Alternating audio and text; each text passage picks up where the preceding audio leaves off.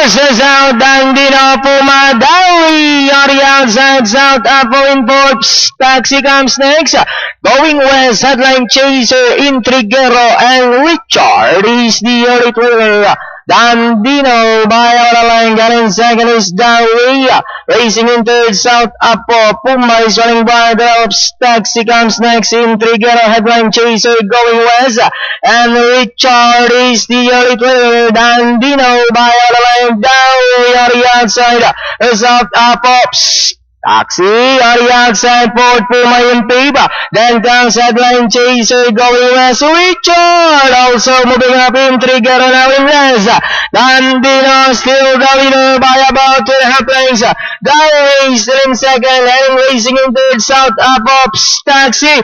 Richard now moving up to take P. Puma in six. Dandino, Dawi, South up Taxi. Richard now trying to get closer on paper. Dandino, Dawi, Taxi.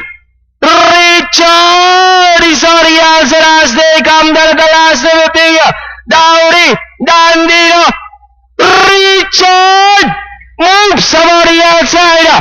Now we have the tall, dark, and handsome Richard by about 2 lengths, and finally Richard, Taxi, Dawi.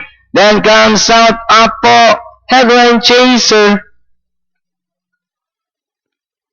It's the tall, dark, and handsome horse Richard crossing the wire first. Galing sa likod to.